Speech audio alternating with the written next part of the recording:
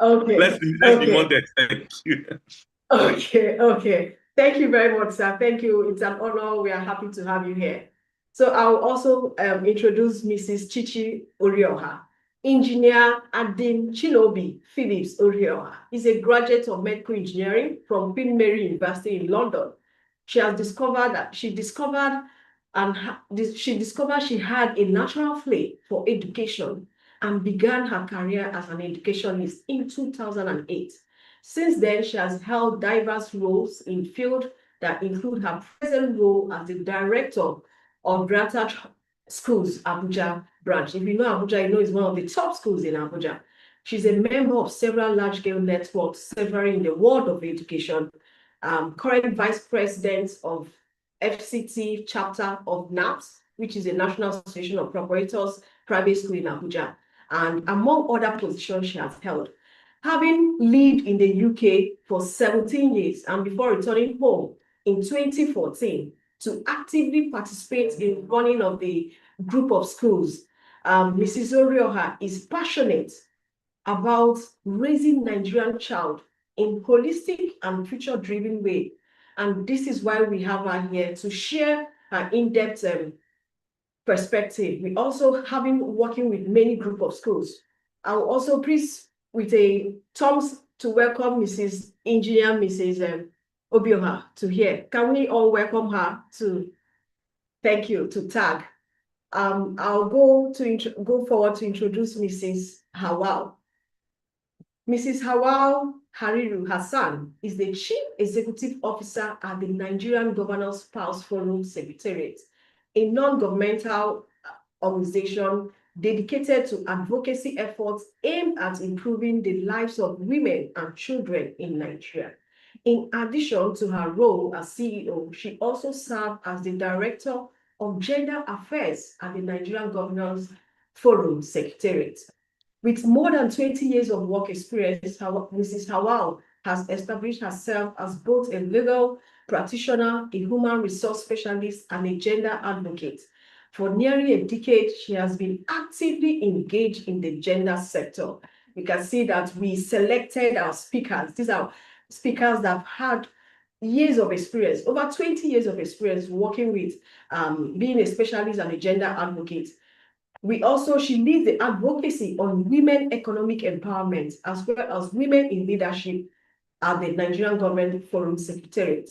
Her commitment to driving sustainable change is further demonstrated through her innovative approaches to programs. She has also her influence extends beyond advocacy as she regularly contributes to the formulation of national policies and the implementation of capacity building initiatives that have strengthened institutional responses to gender-based challenges. Her work continues to inspire us as new generation of leaders, reinforcing the importance of inclusive governance and the pursuit of equitable opportunities for all Nigerians. Thank you very much. Please, can we thumbs up for Mrs. Hawal? Can we welcome her? Thank you very much, ma'am. Thank you for having me, Chiamaka. Chidima, thank you. Thank you very much, ma'am. Thank you. We are happy to have you here. Can we continue to welcome them, please?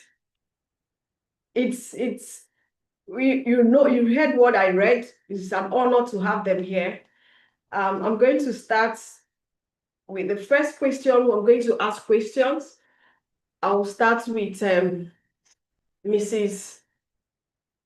Obioha. The first person will go to Mrs. Obioha. Please, as they are speaking, participant, if you have questions, you can note them down. At the end of the section, we are going to give you opportunity to ask the questions or ask for more questions, clarity, as the case may be. So the first question, like I said, will go to Mrs. Chichi Orioha. Ma'am, from your experience as a school leader, what key policies or safeguards should every secondary school have in place to protect students from online risk, such as cyberbullying, sextortion, and harmful digital content. We know that these children, most of the time, they spend time in schools than they even spend at home. What are these policies and safeguards that other secondary schools should put in place to ensure that our children are safe when we let them leave the home in the morning? Good afternoon, Chidimma. Thank you once again for having me here. Good afternoon, everyone in the house. This is indeed a very, very important conversation that we're having today. We cannot overemphasize the importance of this conversation in our world today. I don't know if everybody can hear me clearly. The conversations were bouncing off a little bit earlier, so I hope my network is okay. Can everybody Yes, I can hear hear you me? very well, but please Okay. Yes, I can hear you, but please, can you raise your hand or thumbs up if you can hear us? Okay. So maybe I should continue then. Oh, fantastic. Yes. Because the network was bouncing off. I wasn't sure whether it was from my end or some other end. Again, thank you so much for raising this. Thank you, the Healthy African Girls Forum, for what you do. Thank you to my co-speakers as well for what you guys do. Your profiles were amazing. I don't know why you stopped reading Dr. Obiora's, but the doctor's profile, because I was enjoying that as well. Thank you so much. So straight to answer your question.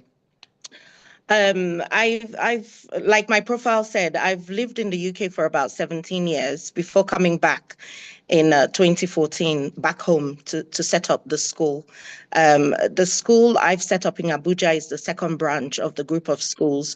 My mother started the first one in Abia State. One thing I've noticed about this part of the world is that we don't take safeguarding seriously. Unfortunately, we do not, as much as they do in other parts of the world. Unfortunately, I also have to be very frank, not a lot of schools have safeguarding policies in place. This is something that we've been preaching recently. Not a lot of my colleagues actually have safeguarding policies in place. And again, we can never overemphasize the importance. It would avoid a whole lot of issues. What we do, or what I would advise, is the first thing is for schools to set up a robust digital safeguarding policy in their school. Now, this entails a whole lot, but I've tried to cut it as brief as I can into three main points. A comprehensive digital safeguarding policy comprises of the following. Very simply, number one, something we call the AUP. AUP, that's the acceptable use policy. So clearly define rules guiding the use of devices in your schools. It has to be clearly spelled out to the students, to the parents, to staff. It has to be clearly defined. Clearly defined rules guiding the use of the internet. So again, we're in the digital age and, we're thankful for that. It has a lot of advantages, but it also comes with a lot of disadvantages. And these are some of the things that we're trying to protect our children from. So your AUP, or your acceptable use policy, should clearly define rules guiding the use of devices in your schools. For those that allow devices, I know that some schools still do not up till now, but some of us do. Clearly define rules guiding the use of internet in your schools. Clearly define rules guiding the use of social media. And lastly, the consequence for misuse. Remember, we're still in an educational establishment. So when they go wrong or go awry, there must be a consequence, clear consequence attached to these clearly defined rules, both, again, for the parents, starting with the students, the staff, and the parents. Everybody is involved in this. So your policy must speak to the students, it must speak to your staff, and it must speak to the parents. The second one is you must have clear reporting mechanisms. So you have to have a very clear, make sure that your students, your staff, and your parents understand your report mechanism, whatever it is you have in place. It must be clear and it must be very confidential. It must be highly confidential. Students must have confidential ways, staff and parents, of reporting incidents, and they must be comfortable. You must make them comfortable. Your policies must make them comfortable enough to do that. And the third one is an incident response plan. So obviously, when an incident is reported, you have to have a plan on how you respond to that report. You have to have a plan on how you deal with that incident, a step-by-step guide for handling these reports, and everybody is aware of it. Something simple, don't make it too complicated, you know. Involve your ICT department, your counselors in school, parents, and potentially the law enforcement, you know, depending on how serious that incident becomes. So these are three very simple, summarized, things that I have put together to be contained in your policy for safeguarding in your school. So these three covers, again, let me go over it: clear, acceptable uses. You also have to have a way of filtering and monitoring the things that your students are exposed to. So, for instance, in my school, it's like, again, having access to these devices is really dicey. So what we do from the onset, we allow laptops in school, but the children, it's not in the custody of the children. So the parents are the ones that sign them in at the start of the term. They sign them into the ICT department directly from the parents to the staff. Then we have a log. Every time the children need access to their laptop, whether it be to work on a project or to work on homework, or these days a lot of schools like mine have portals where we give the children all sorts of. So in order to manage that, we have a log. So the children come, they sign. When they return it, it's monitored by staff. So they have, whether it be a rota or timetable or whatever it is monitored. Say you need to use a certain class needs to use their laptop for an hour. It is signed out. In that one, after that 1 hour, it is returned. We also have a boarding school, so we have to be very careful. We don't allow the children to go back to the hostels with their devices. It's not allowed. Device is not allowed in a hostel. So these are some of the clear rules that you must spell out for the children, the staff, and the parents to understand. I don't know if everybody can still hear me. I think I lost you in there. But I don't know if everyone else, if you can hear me, please just give me a thumbs up. Fantastic. Okay, so the next one is comprehensive digital citizenship education. I don't know how many school owners actually have digital citizenship included in their curriculum. It is so important. It is important to educate our children. It is important to educate our staff. It is important to educate our parents, on digital citizenship, how to use these devices, digital footprints, what is acceptable, what is not, how to discover fake news, how to even figure out predators, the digital citizenship education, the curriculum itself is quite robust, and can also be scaled up or scaled down depending on the level of the child. There's digital citizenship education for the primary section, and for the secondary section. So like I said, scaled up or scaled down, depending on the level of the child. What a lot of us do wrong now is we feel, oh, we shouldn't go there, or we shouldn't teach that, or we shouldn't teach the other. These children know a lot more than you and I put together, believe it or not. They're getting information out there. In fact, they can teach you. So it's better for us to educate them rather than turning a blind eye to what the society is becoming. It is better for us to educate these children and equip them with the tools that they need to discover, to be able to know when some children don't even know when they're being bullied. Cyberbullying, they don't even know what it is. Some don't. So they fall into all sorts of traps, especially the girls. They fall into all sorts of men luring them over the internet. You hear these stories. So this is where we need to start to educate our children on the importance of staying safe online.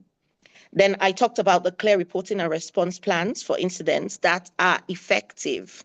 So it's very important that when you have these plans, let them be effective, please, because when children begin to report to you and nothing is being done about it, you lose their confidence in you. You lose their confidence. What you start getting is, oh, why bother report next time when nothing will be done about it?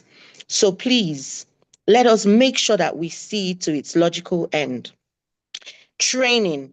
I can never overemphasize the importance of training. And this training, again, for staff, training for the students, which is the digital citizenship education I talked about earlier, creating awareness. Let them know how to spot, all these online predators and what to do. And then parents as well, because it's not even just about the school. We've put, some of us, or most of us have put all these measures in place in our schools. But when they go home, what happens? Because they use their devices, they have private devices at home that most parents, I'm sorry. So when you do all you're doing, they get home. So parents also need to be educated. They need workshops. Schools need to hold workshops for parents, again, virtual workshops, because I know most parents, one of the challenges we school owners have is that most parents don't have time. They'll tell you they don't have time. They don't have time to come in for physical meetings. We can, again, this is what we're talking about. The advantage of the digital world are the virtual meetings that we can hold with these parents. So far, I think I would stop there for now, so that I don't begin to bore you. But we can have this conversation till tomorrow morning. There is just a whole lot to talk about.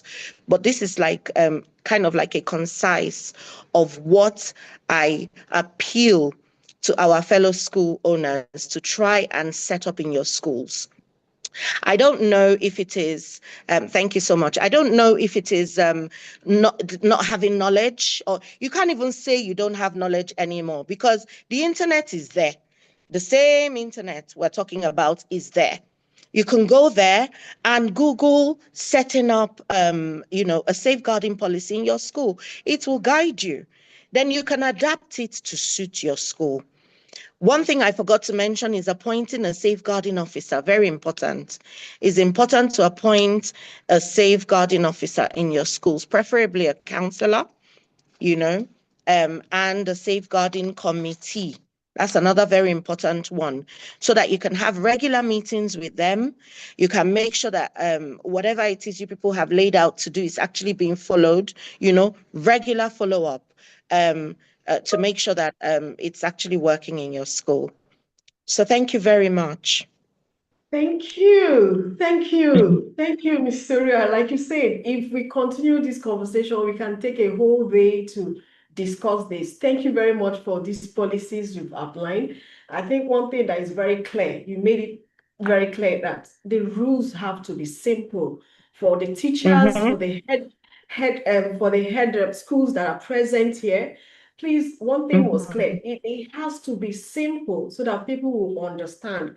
And then you emphasize on training not just training the children and staff, training parents, come up ways where parents should join these meetings and learn, so that when the schools have these policies and they are able to safeguard the children, when they go back home, the same safeguarding policies will also apply. Thank you so much, Ma. Thank you.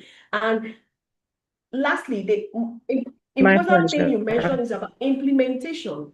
If we have these policies and these children report and nothing is done about it, nobody reports again, because what they need to report, what they need. The truth is, we understand that internet, digital age is important. But how do we work with the children to ensure they maximize and optimize the use of devices and the internet? So we need to appoint safeguarding officer and have a committee that will meet regularly to discuss, submissions, and also do the reports to the head of school. Thank you so much, ma'am. Thank you. Thank you for these policies. Thank you. Talking about policies, one of the policies we discussed is the VAPP Act. I will be asking Mr. Obinna now, how can the VAPP Act, along with other policies, address violence, be effectively mainstreamed within the school system?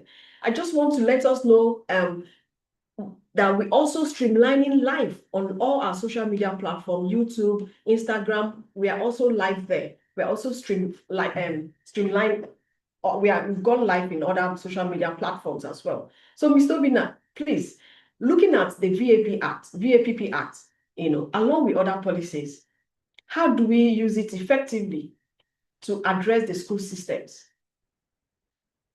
All right, thank you. Good afternoon, everyone. Can you hear me? Yes, we can.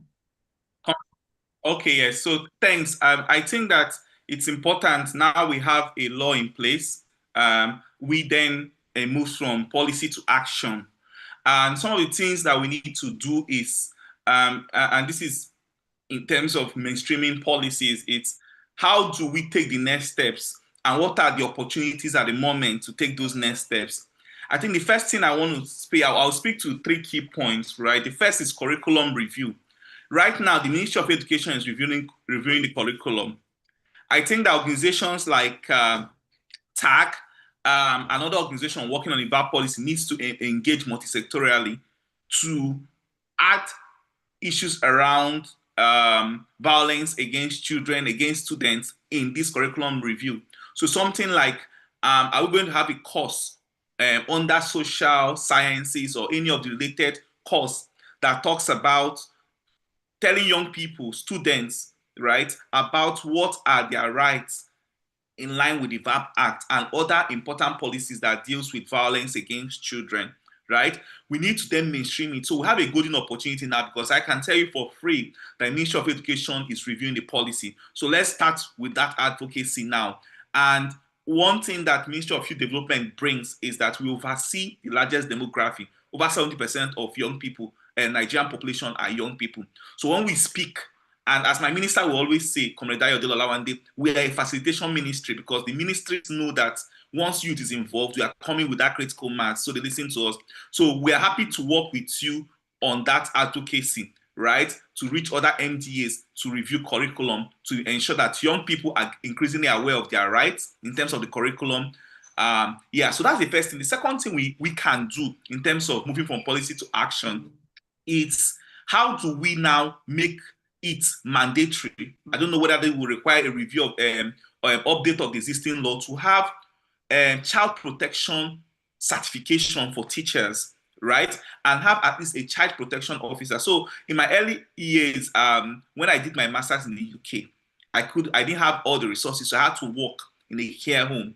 And one of the regulations for working in the care home then is that you must have child protection training and certification. Otherwise, no one will employ you, right? So if there is a standing law or executive order that requires that every school must have that, teachers must go through that data child protection training and show their certification before they train. And intermittently, maybe every year, the the Ministry of Education or a task force make sure that schools who have teachers that have not complied with this are not allowed to continue being in service, right? And then the government will lead by itself, because we have a lot of public schools, making sure that all public teachers also undergo this child protection training and certified, right? And I think it's also when you do that, then you start having a child protection defaulters register as you have in the UK, right? So that anyone who is in that register, you cannot employ them, right? Now, these are ways, tangible ways of strengthening your system, so that you're not just doing a law and then nobody, because if people know that, oh, if they get into the registrar, they cannot be employed, because organizations are mandated to, first of all, you show your child protection training, and the organization must do a due diligence to make sure you're not in that pool of those that have defaulted in terms of child protection regulation. Then people will take it serious. So that's the third one. So I've talked about one, an act or a law, a policy that makes sure that it's compulsory for you to have all teachers go through the child protection training, especially those that deal with children and young people below 18 years, right? I've talked about also ensuring that we are taking advantage of the current ongoing curriculum review.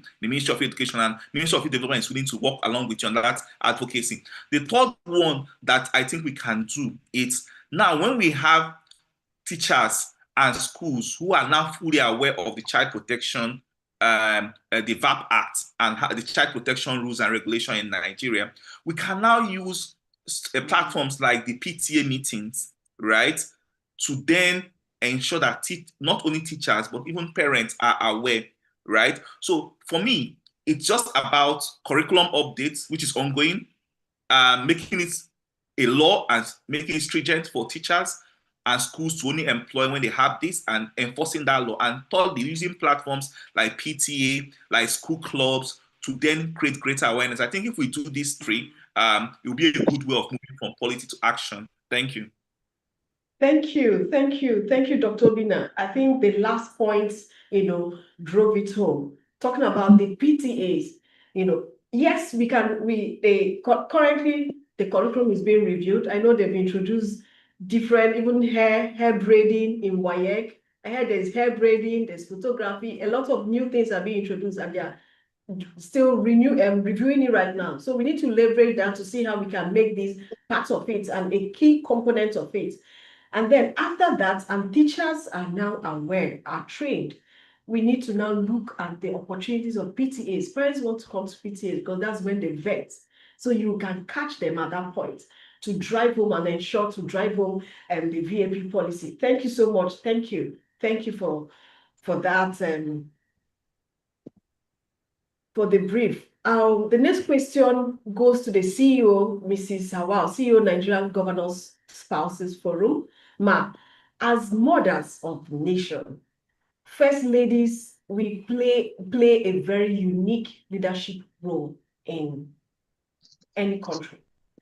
How are we using this platform to combat gender-based violence, especially the increasing threat of digital violence affecting children and adolescents? We've already made it clear that these children will have to be on their device. It's good, but how do we ensure that we, protect them? Because every child right now in 24 hours, either they are doing homework or they are watching movie, one thing or the other, or they're even selling. So how do we use the platform of First Lady to ensure that we protect them and protect our children from violence, gender-based violence that they are prone to? Thank you, Chidinma, for this wonderful question. And you are right when you said the First Ladies are mothers. They are mothers in their states. They are sisters, they are wives. And they have the recognition of their communities. So that platform that we have, which brings together all the 36 state First Ladies, is a unique platform. In the sense that together as a group, the voices are stronger, they're able to mobilize both in their communities and at the national level and even global level they're able to carry out sensitization along the lines of social, and whether it has to do with women or children. In the last 6 years, we have consistently provided a platform, a national platform actually, for advancing conversations and catalyzing action on sexual and gender-based violence. Funny enough, what brought the First Ladies together is actually sexual and gender-based violence way back in 2020. The forum didn't exist. It existed as First Ladies Against Gender-Based Violence. And this was during the COVID-19 when there was very high spate in sexual and gender-based violence. A couple of them came together and decided to do something, to advocate and speak to their husbands and their communities about the prevalence of sexual and gender-based violence and the need to eliminate it.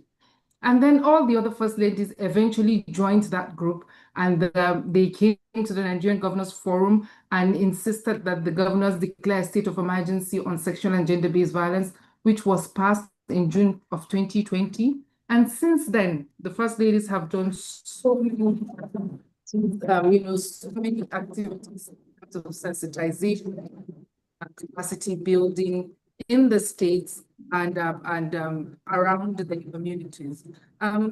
This year, it's our summit. Like I said, we have been carrying out a national campaign in the last 6 years. This year was our 6th summit on sexual and gender-based violence, and of course, our theme was aligned with the global theme of Uniting for Change, Men and Women Ending Sexual Violence. That addressed issues. The first panel was on, on uniting. So what we wanted to do is ensure that we have men working with us as allies to end gender-based violence as well as digital violence.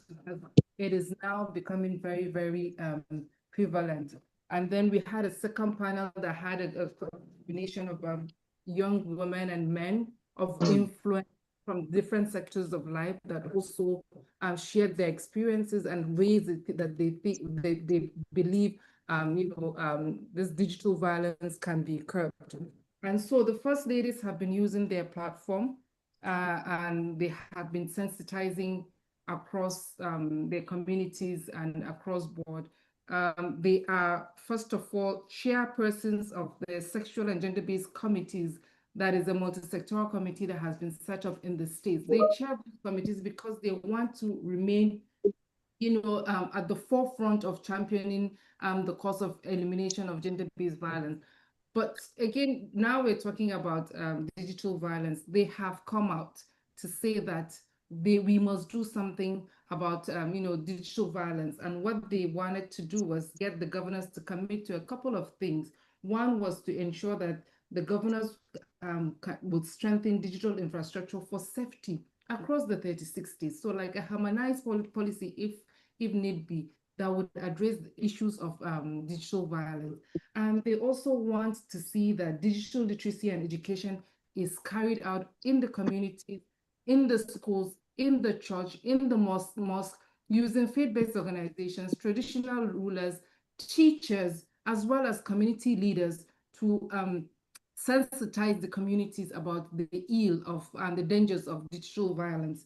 They're also going to be campaigning actively on ensuring that our laws are modernized because our laws are not up to date. Digital violence is the new form of violence that we need to keep up with. So we want to see that the laws are harmonized, are updated to address emerging forms of abuse, such as pornography, online stalking, identity manipulation, cyberbullying, and also ensure that the process for reporting this kind of issues, cases when they happen at the state level. Another thing that they have also asked the governors to commit to is to strengthen cross-sector collaboration. So we want to see the stakeholders, all stakeholders come together to address this issue. One organization cannot do it all. So the First Ladies will have to work with agencies like even the NCC, National Communication Commission. We have organizations like the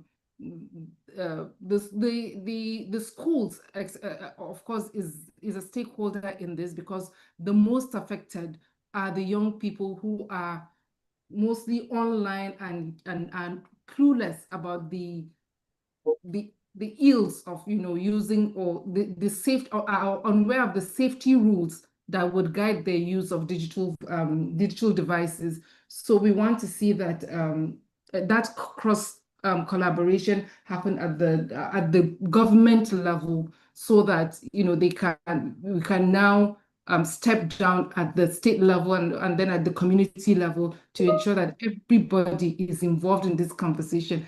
Everybody is aware that this abuse is real and that it can happen to them, as long as they do not take responsibility in terms of getting the education or the awareness that they need to get to protect themselves.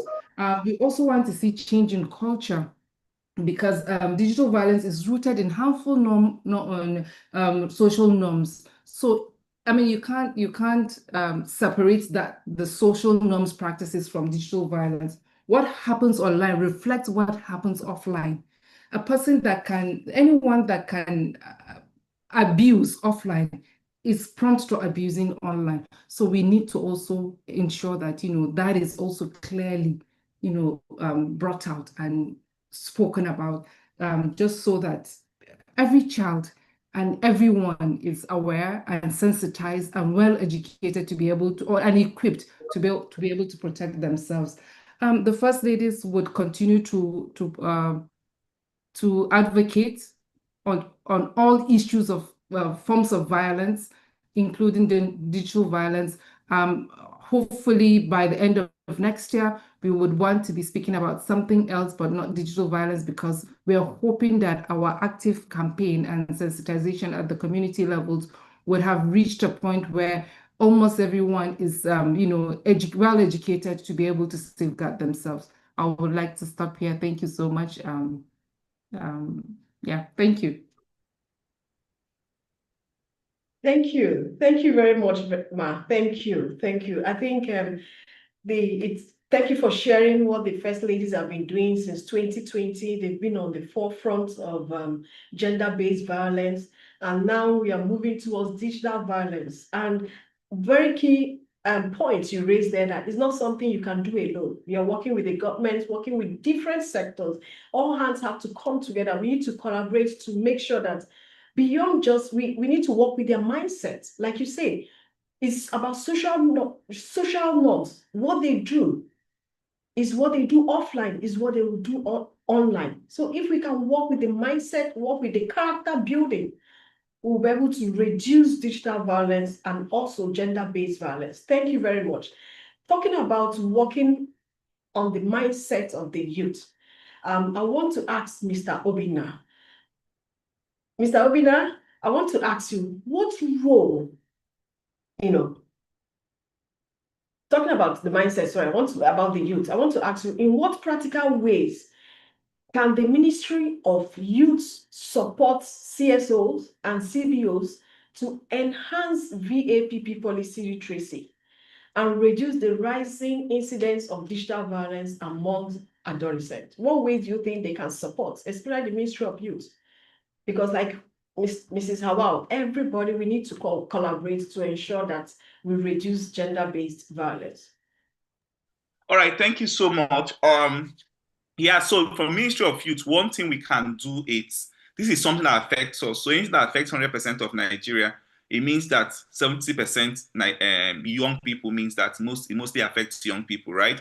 So what we can do is that we can join to lead in the advocacy, right? So for example, if you want us to be part of the advocacy to the Ministry of Education, this is something that we can collaborate. We've supported other organizations that work with us to mainstream that multi-sectoral collaboration. That's something we can do. The other thing we can do is that currently the Ministry of Youth and the minister has set up what we call the Youth Help Desk, right? Youth Help Desk is a platform where young people call in if they have issues ranging from even police brutality, mental health issues. And what we've done is that we've linked it up to many MDAs working on various issues. So if someone calls and it's not about police, we can work with the either Police Service Commission or the police itself, right, or the sector that is involved. If it's mental health issue, we have mental health organizations and social that are collaborating with us that we can refer the call to, so that the specialists that are dealing with it, right? And if it's issue around maybe one wants to make inquiries about jobs or opportunities, we link to the nearest MDA. So with this, we can also work with them so that if issues around the violence against young people, right, comes up, we are able to sensitize people on their rights, and then also working with you would know who to connect it with. So this is a very important platform that is currently existing, functional, that you can use. And anybody on this call can search Nigerian Youth Help Desk. So I'm not trying to say a program that is not existing. So that's something else we can do. The third thing I think we can do, apart from leveraging the Youth Help Desk and also supporting advocacy, is that we, under the Network and Social Mobilization Department of the Federal Ministry of Youth Development, we have a network of hundreds, even up to 1,000 youth or groups, right, that have registered with us. And then also, we also maintain a network of forum of youth commissioners of Nigeria that also maintain their own database of youth-based organization, right? So working with organizations like yourself, we're able to disseminate information. So by the time we get the document you have prepared, THAG has prepared, that simplifies the VAP Act, right? If you make it available to us, I think that's even a low-hanging fruit. I can quickly share it with the director of NSM and ask that this be shared across all youth groups that are under the Federal Ministry of Youth Development, so that by that way we are disseminating this information. I saw that there was a study that was done, and more than half of Nigerians are not aware of what the VAP Act said. And Mrs. Chich, when she was speaking, I completely agree with her submission that you must be aware of something before even you then begin to then use it adequately. So we can also support in raising awareness by using our platforms and networks to then share this widely.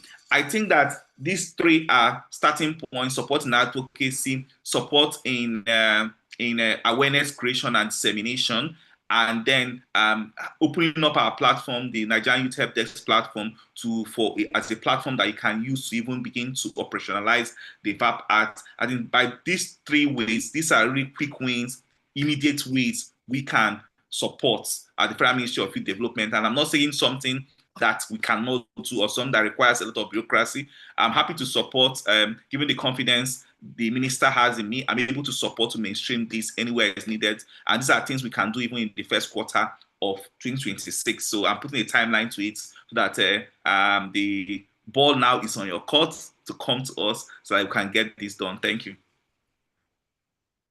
Thank you. Thank you. Dr. Obinna has extended a leave to everyone that wants to collaborate, even THAG.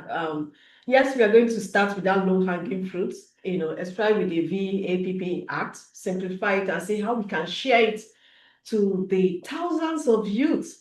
But before we move ahead, please, Dr. Obinna mentioned something, the Youth Help Desk.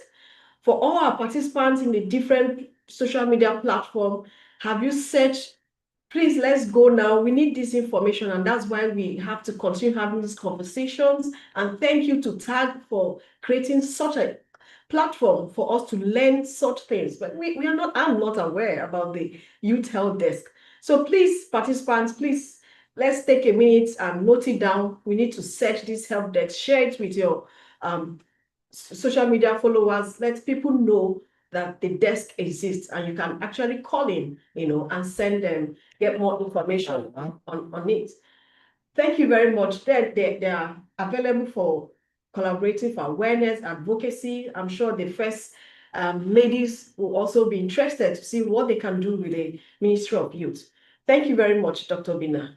Mrs. Orioha, I'll be coming to I'll be asking you the next question now. Now, talking about the role, we just spoke about the role of the Ministry of Youth.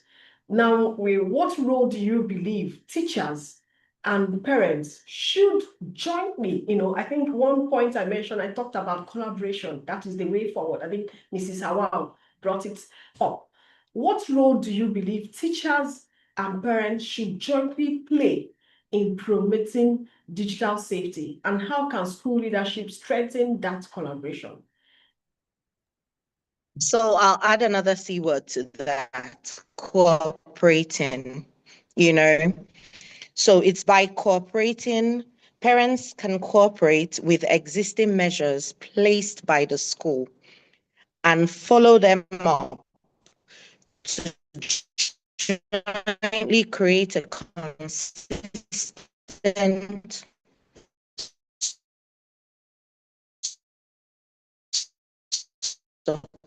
supportive digital environment for our kids. So it's just like the homework as well. When we say homework is not just for the school, it's also it's a home-school relationship. This is the same thing. Whatever it is we're teaching the children in the school to stay safe online, parents are also supposed to be aware. And that's why I kept talking about the trainings and the workshops earlier, also for parents, not just for the children and the teachers. I think I earlier asked what happens when the children go home, and they're on their personal devices. And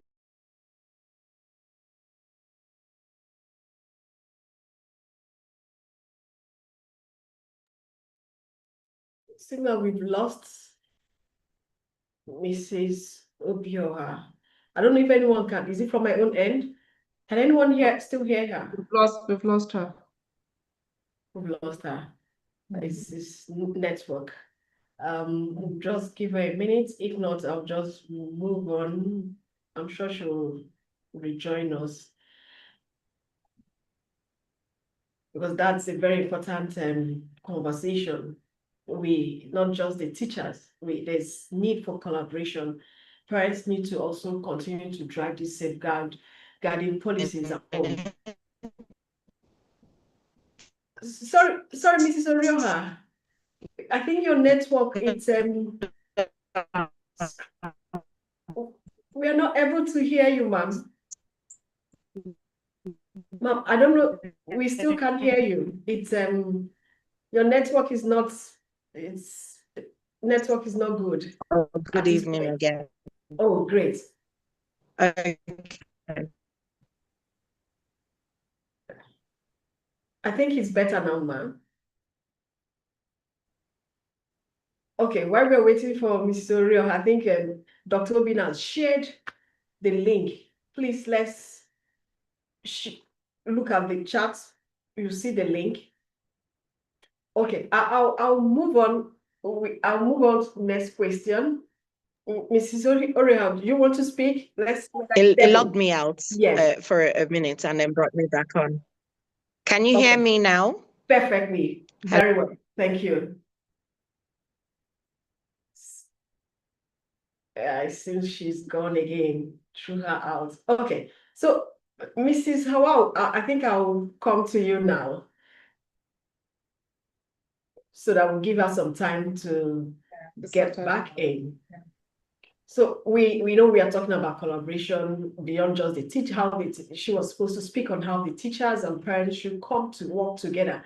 Now let's look at how can the First Lady strengthen collaboration with schools, communities, and local organizations to expand awareness and promote safer digital practices for young people. How would the First Lady leverage the platform to ensure the schools, communities, and local organizations, expand awareness and promote digital practices for young people, safer practices?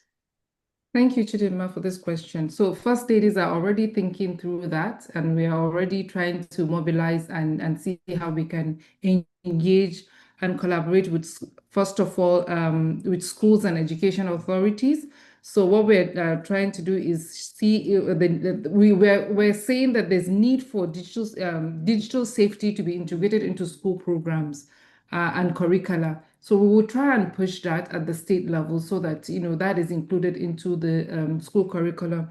The First Ladies will of course collaborate with Ministries of Education at state levels to incorporate digital safety education into guidance and counseling and ICT programs. Guidance and counseling, we see it as the lowest hanging fruit, because I mean, changing a curriculum or including something into a curriculum will take, it's a process, but having schools take up digital literacy as a guiding and counseling policy and ICT program across public and private schools is the easiest thing we can do in terms of collaboration with schools. So we're looking into that. We're also looking at capacity building for school teachers and administrators, because I mean, teachers need training to be able to identify signs of online abuse, like cyberbullying and grooming early. This is because they are often usually the first adults to notice behavioral changes in students. So, I mean, if we want this change to happen, we must involve the teachers. They must be trained. We must build their capacity to be able to identify those signs, that a child is either involved in one way or the other, or a victim of cyberbullying. We're also thinking of engaging with community leaders, of course, because our traditional rulers and religious leaders remain our most trusted change agents in the grassroots. Whatever we have done so far in terms of our advocacy, we've always used the platforms of traditional and religious leaders. Their involvement and buy-in will help to legitimize digital safety conversations, to overcome cultural resistance and drive community-wide behavior change. So that's why we feel like they are an important ally in this conversation. The communities listen to their traditional rulers. They listen to their religious leaders. So we want to engage them and also build their capacity to be able to speak about digital violence. We are also looking at youth participation as digital safety ambassadors. I'm glad that the representative of the Minister of Youth is here on the platform. I would be reaching out as soon as possible to ensure that we collaborate to work together with the youth to get them to champion some of these advocacies and sensitizations that we want to carry out. Adolescents are powerful peer educators. When we train them to promote safe online behaviors, of course, we will also be targeting their peers. You know how children listen to their peers. I mean, so we believe that using the youth to also advocate and sensitize their peer groups in this sense would go a long way. And then we're also looking at partnership with the technology and telecom partnerships, telecom organizations. So the First Ladies can work with telcos and technical companies to support with child-safe internet tools, parental controls, toll-free reporting lines, and free safety content. Because what we realize is that most of these digital devices and technology tech that these tech companies produce don't have safety protocols embedded in them. So we want to start that conversation to insist that these devices and any kind of digital platform that our children use must come with this safety protocols, when you have parental controls on the internet, it helps a long way. So these are some of the things that we're thinking through on how we think we can move this conversation forward. Thank you. Thank you very much, Ma. Thank you. That's very, very important points you raised there, and I hope the people involved will hear this conversation will go viral, and people will hear this to see how we can move forward. I see that Mrs. Obioha is in. Do you want to just quickly, in 1 minute or two, just summarize? While we are waiting for Mrs. Obioha, please, if you have questions, Please share on the chat using the chat platform. But if you want to ask, if you want to unmute and ask, you can raise your hand. Chiamaka, you help me to coordinate the raised hands, so we can call them to speak. Miss Sylvia, do you want to? Thank you. Okay. Thank you for having me back. I don't know if it's better now. Yes, it's very clear.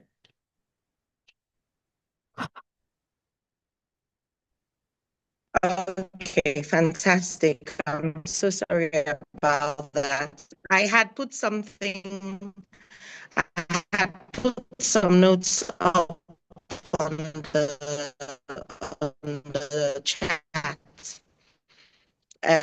because I wasn't sure whether the network will be okay. So I did put things like some of the other ways that the roles the parents can play.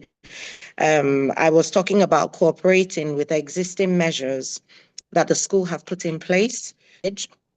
I was actually going to use myself as an example. A couple of weeks ago, I suddenly heard my children. I don't know if anybody else has heard this. They say 6, 7. I don't know if anybody else has heard it. Yes, you know, they keep yes. repeating that 6, 7, 6, 7. So I noticed that it was a trend, online. So I went on to my WhatsApp status and I put it up there.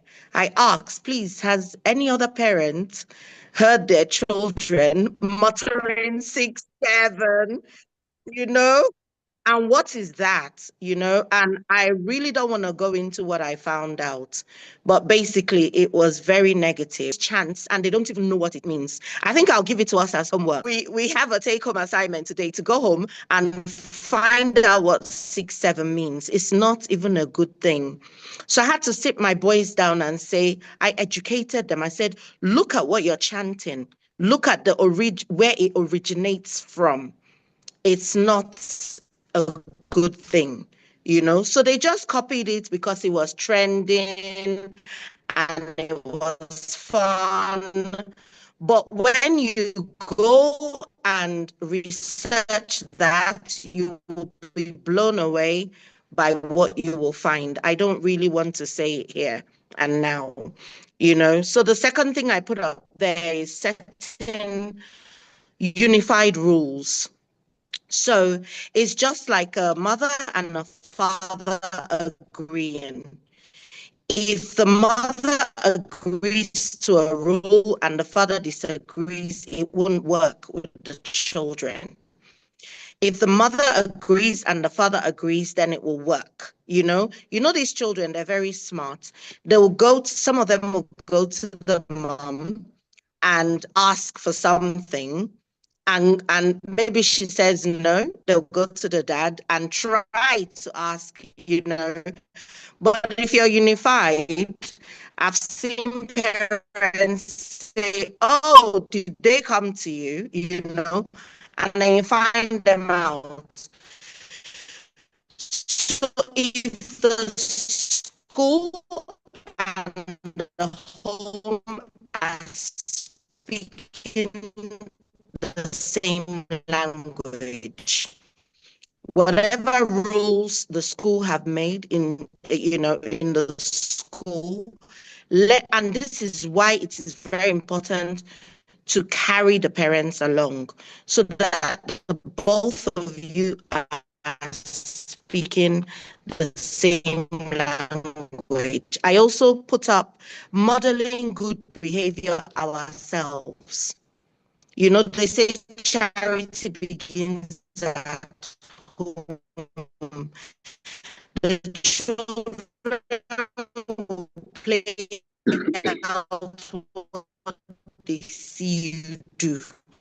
Pedophiles did not turn out to be pedophiles overnight. Something happened that we mind what we watch. We mind what we expose ourselves to because these kids are watching you. They can even go on your history, on your device. They can go on your history when you allow them access to your devices and see what you've been doing there. So while the school leadership strengthens this, and tech tools. I think I put it up there as well. So another thing, communication platforms and establish clear protocols for digital incidents. Make the report. We've had incidents where children are more comfortable coming to us as the educators in school than going to their parents. You know, why is that? So let's all go back to the drawing board, sit our Seems like we've lost her at the point where we're enjoying the conversation, the first experience. I don't know how many of us have heard about the 6-7. I have even said it myself. So we've been given an assignment to go. Yes.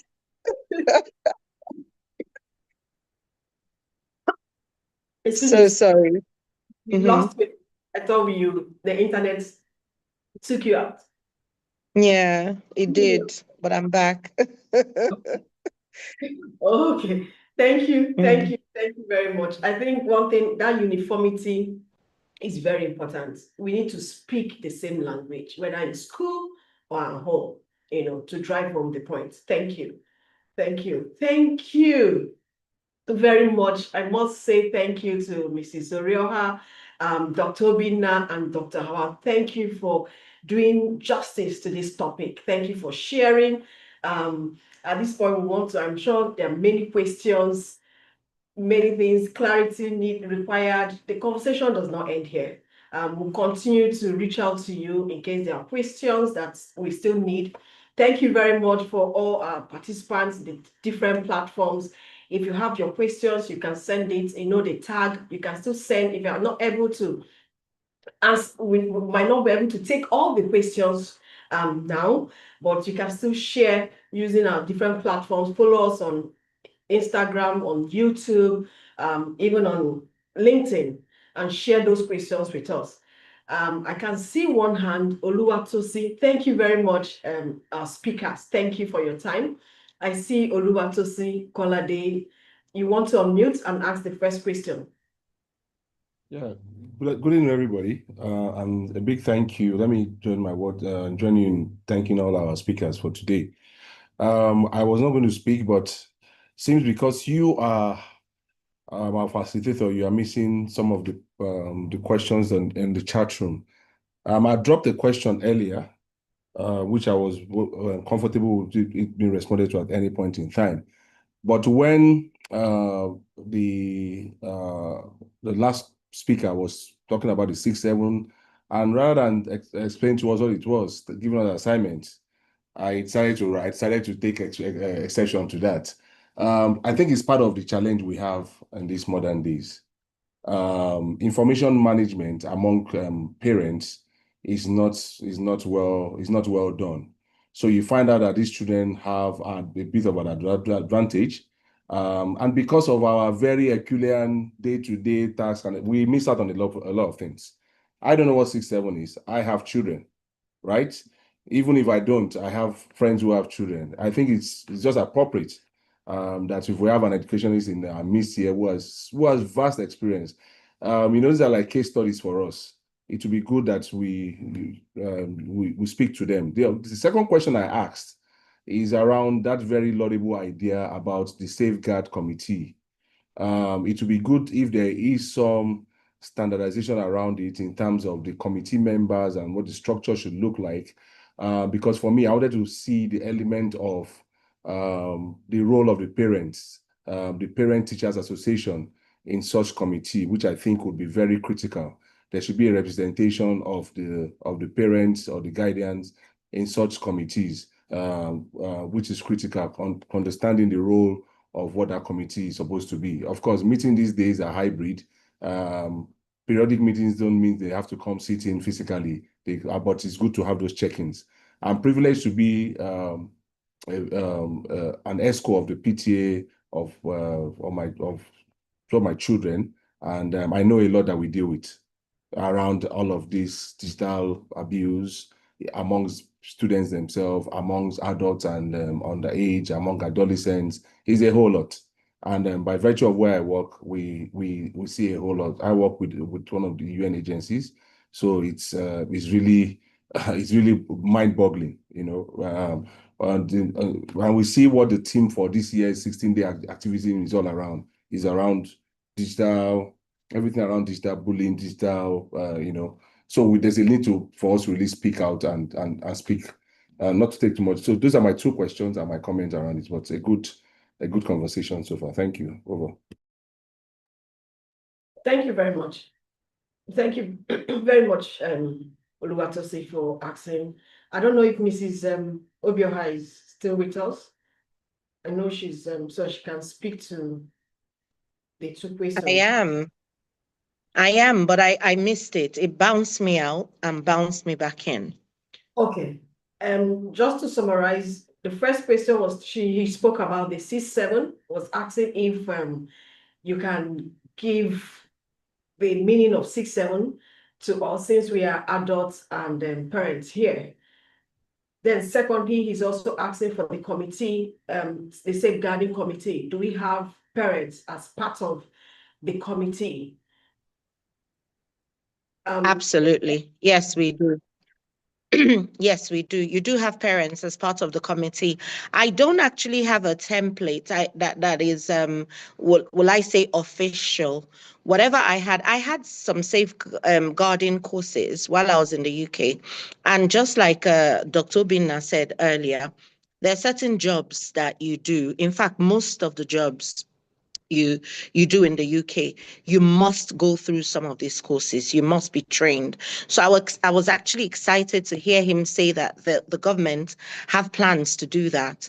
Our First Lady as well. I was really, really excited to hear her say that, you know, because I had a question for them actually. And my question was, what is the government doing, you know, to support whatever the rest of us are doing? So with regards to the committee, the one I set up in my school, I used my discretion. There's no guideline out there per se, you know, that I can recommend for you to use. But I think I sent him a message privately with my contact. I'm happy to share what I do in my school with him, especially as he said he's part of the PTA, ESCO in the PTA for the school where his child is in. That his child's school may also be a member of our NAP schools. I'm not sure, you know, because this is something we've also talked about in our meetings. We've run trainings in our meetings, and we've tried to encourage our NAP schools to set up safeguarding policies that are effective in their schools, safeguarding officers, and a safeguarding committee. So I sent Mr. Obinna a private message, I think, with my contact to reach out to me and we could discuss that further. You know, then the first question, or am I which way around? The first one, yes, the 671. Basically, it's demonic, if I may use that word. Okay, it has demonic origins. The information I came across was in video format, and I think I did put on the platform on the chat before it bounced me out that I can't share that video, obviously.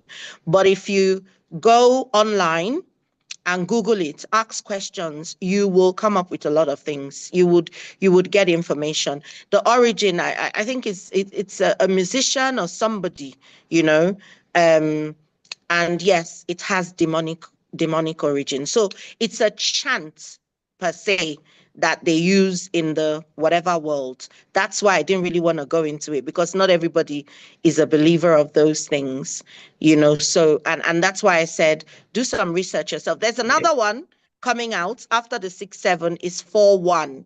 I don't know if you've heard of it. 4-1. So let's all look out for that. Listen out for it from your children. My children had even already started chanting that as well, you know, as a follow-up from the 6-7. So this conversation, oh my God, really, really important for us to be having regularly.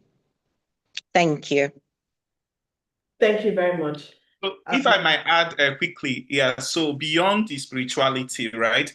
This is something that's been, I'm a father of 3. I have 3 little children, yeah, so I'm also concerned about it. So what about the 6-7, that beyond the spirituality, which Ms. Chichi had mentioned, most schools in the US are banning this.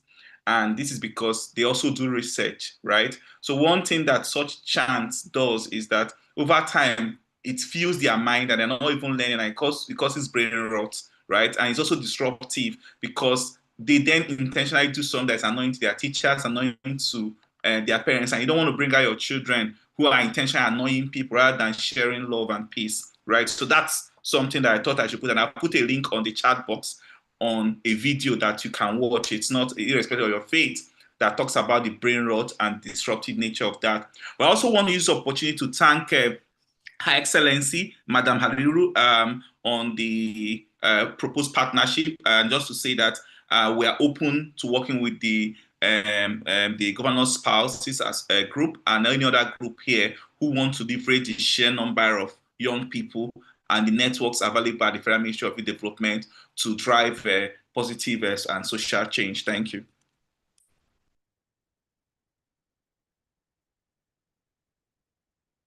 Thank you. Thank you very much. Thank you, Dr. Obinna, for adding to what Mrs. Obiora has already explained. I'm sure Oluwatosi is well. He's good with the information shared now. It's a good learning for me. The 6-7 has been a thing, at home too. I have 3 children and they're all teenagers. So it's a good learning. It's a homework we're going to do today. I'll go home and we're going to open YouTube, watch the videos, and they will tell me what they think, what they've been chanting all this while. Anytime you mention 6, they'll say 6-7. We need to teach our children to understand the things they do, not just follow trend. It's a good learning. Thank you. Thank you very much. I don't know if we have any other question. Do we no other hand is raised? I don't know if I've missed any question on the chat. Chiamaka, do I have any question? But this is about time. We're supposed to close at 4:30. We are just at, I'm sure we have questions from the other platforms.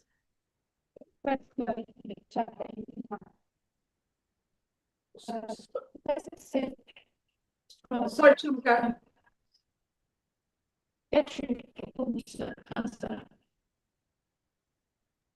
We can hear you, Chiamaka, but I don't think there are any other questions. And so maybe, Mr. Now, we can go on to maybe wrap up this. Okay. Yes, so that we could, before people drop the call, because I think the last item is actually quite important.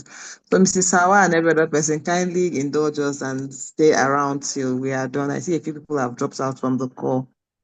Okay, I think it's just for me to thank our esteemed speakers. Thank you for the enlightening conversation we've had.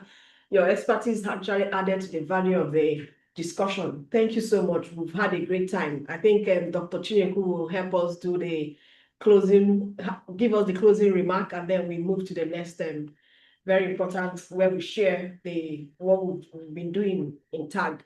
So before I go, please do follow us on our different platforms. You're welcome, Dr. Chinyeku. And thank you, Dr. Chinyeku, for creating this platform and all you do, with our youth and adolescents. Thank you. Thank you so much, Idema, for anchoring that beautiful session. Thank you so much, Mrs. Chichi Orioha, Dr. Obinna Ibrima, Mrs. Hawa Haliru. This is the power-packed session, and honestly, like Chidinma said, we really need to get this information out to as many people and many platforms as possible because it's valuable information. And Chiamaka, please, if you could put up our handles, social media handles on the group chat so people can see and follow. Thank you so much for the commitments. We've received some commitments in the room. We look forward to taking these conversations further, engaging with the Ministry of Youth as a way of coordination with other stakeholders in this space, because we all need to be speaking together. Ministry of Education, Ministry of Youth, Ministry of Women Affairs, and other platforms, both at the national and the subnational levels, community-based organizations, CSOs who are going to take the information to the grassroots, the local governments, the coordinated platforms for educators, like we have the NAPS, we have the ANCOPS, and other institutions that bring together stakeholders in this field, because this is an important issue, human issue that we all need to tackle head on. And when we come together, we are able to get greater traction. We also thank you, Dr. Kolade, for joining at very short notice. And I know that your institution is a very strategic one, working with adolescents, and we look forward to having future conversations to see how we can scale some of the findings from our conversations today, because people are speaking on these matters, but we are speaking in silos. And by the time we come together in unity, we are able to achieve more. And without further ado, we are going to be moving on to the showcase of our ebook. Like I said, the Violence Against People's Prohibition Act is a critical policy of the Nigerian government, which has been domesticated by states and is helped to protect the common man against gender-based violence. But unfortunately, most people don't know about it. And one of the key things that we are trying to drive is policy literacy, so that people will be aware of the provisions of the Act. And this brings me to a question that I think I saw on the group chat. I can't get to it now, but someone was asking whether, I think it was Gertrude asking whether the consequences meted out to offenders are stringent enough. So the thing is that when we do not engage with these laws, when there is no ownership for the people, there is no accountability. And one of the things we want to achieve with this VAP Act being simplified is that the common man is aware of their rights. The common man is aware of the relevant stakeholders in this space. The common man is aware of where to go to when there is a challenge. And people are able to speak up and hold relevant quarters accountable. So, Chiamaka, please could you go ahead and share if you could stop, if you could start, what do you call it, sharing the screen, your screen, and you help us scroll through. So the Healthy African Girl Foundation, I don't know if you could make it a full screen. What we did was that we came up with a simplified version of the Violence Against People's Prohibition Act. Maybe it has different elements. Maybe you cannot see it very well from her screen, but it's a simplified version of the VAP Act. It has elements. It talks about what the VAP Act is. It talks about the forms of violence covered under the Act. It talks about the rights and protection for victims. It talks about why this Act matters. And we also have a section that talks about who to call for help, because most times people don't know where to go to when they are in need, when they are victims of violence. So if this particular section isn't part of the Act, but this is an inclusion by the Healthy African Girl Foundation, so that everybody knows who to go to when there is a violence issue. And then we also have a segment where we speak a bit about who we are as the Healthy African Girl Foundation and what we do.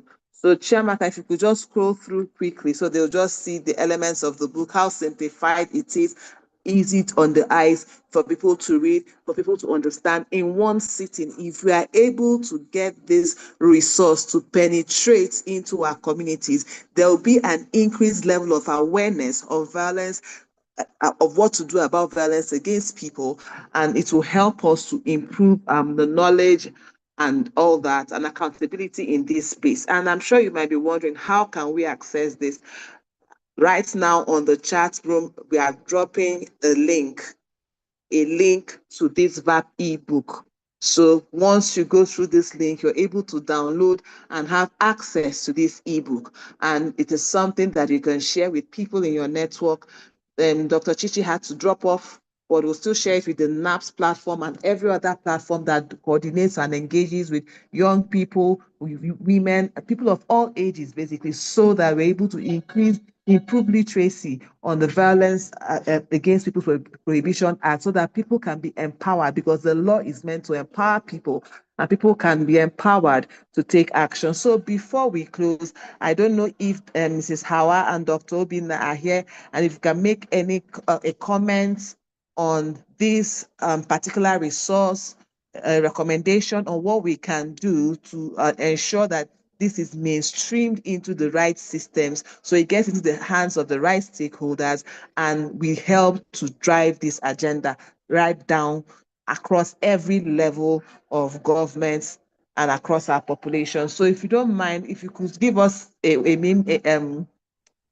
feedback, a response in a minute, Mrs. Hawa Haliru first, and then Dr. Obinna Ebirim. And maybe if there's any commitments as well, we'll really appreciate that. So over.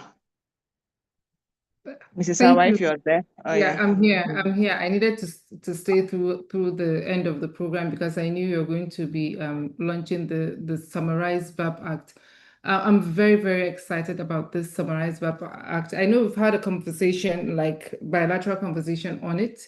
One of the things that we see that is a serious challenge generally in terms of policies and laws and acts that we have out there. It's not that we don't have them, it's the fact that the literacy level of the beneficiaries of these laws and policies and acts is so low.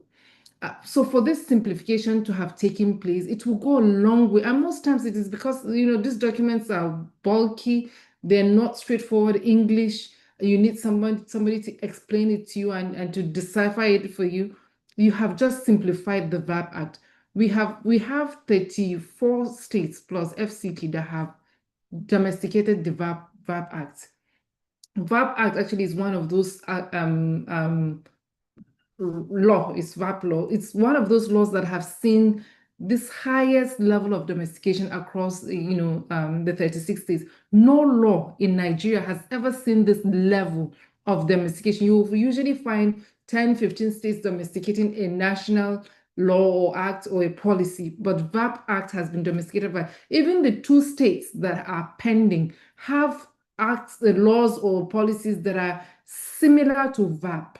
But and it's not VAP. We are looking forward to getting them to, adopt. I'm talking about Lagos and Zamfara State. So this will go a long way. I would love to have this both in soft copies. You're sharing the link, so we have the e-copies, and the hard copies we'll purchase for our first ladies. I think we should do like a small lunch. I don't know if I'll propose that we do something together with the first ladies so that they can take this up as one of their campaign activities in 2026. We can share this in schools, we can share them in the communities, and so that people are aware of this law that is meant to benefit them. I'm very, very excited. I'm so it's so wonderful to see an organization like THAG, going all out to achieve this. I'm very proud of what you're doing, Dr. Chinyuku,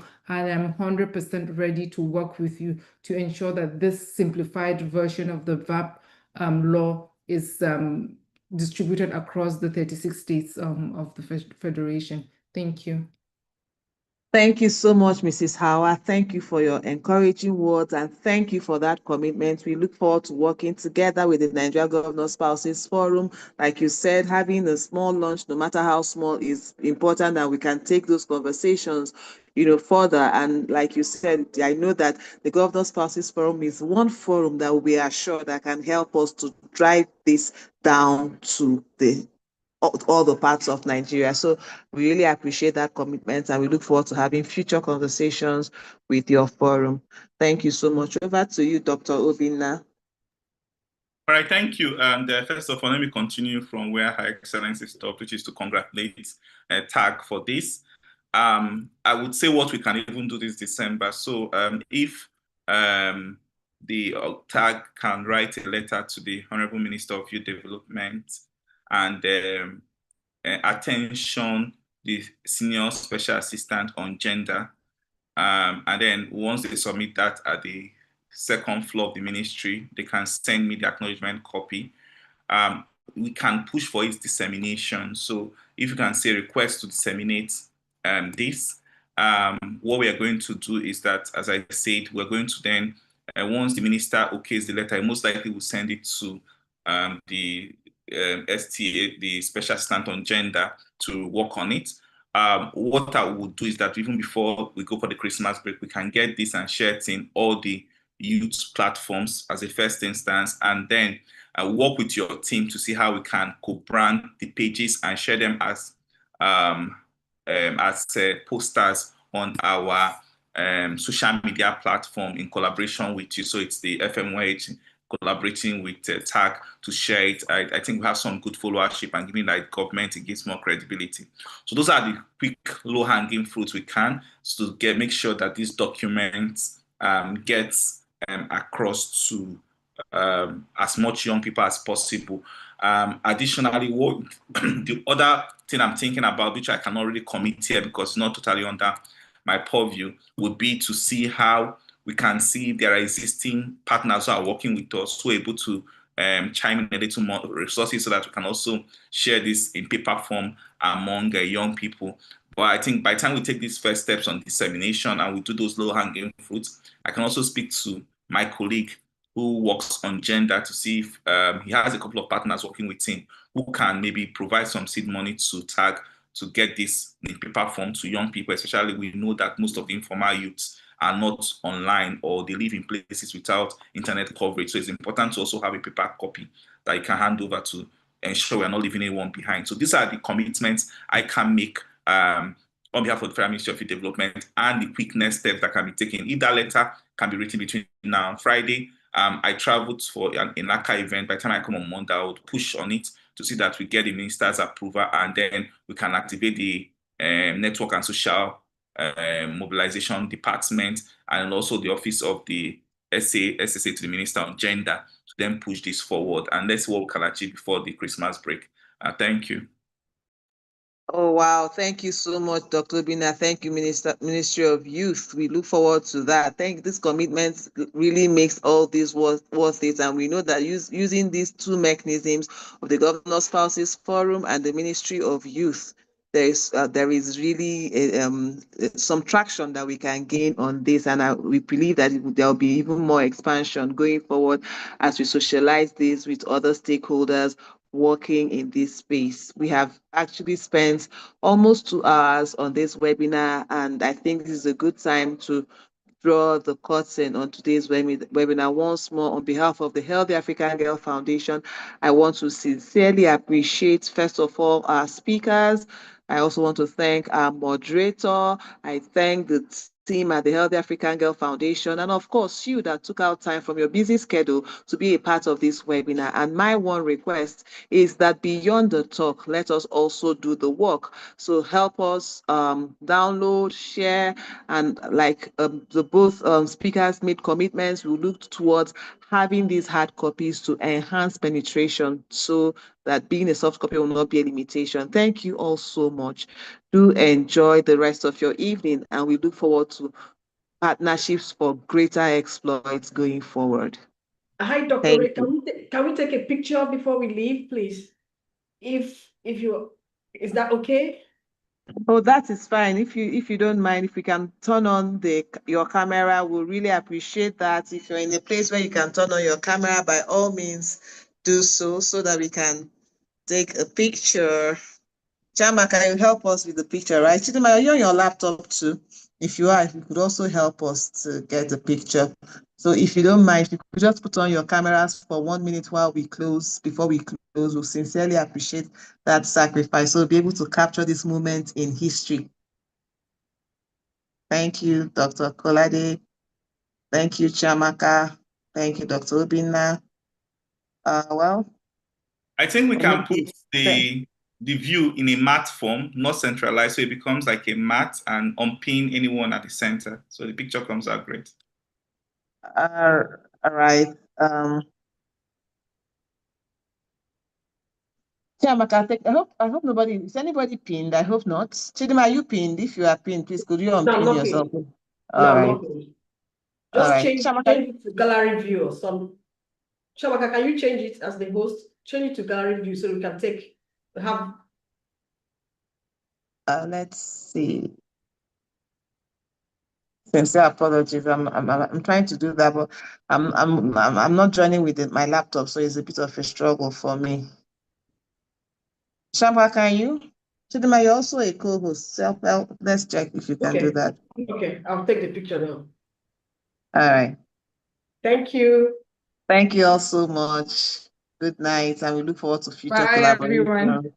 All right, Thank then. you. Bye-bye.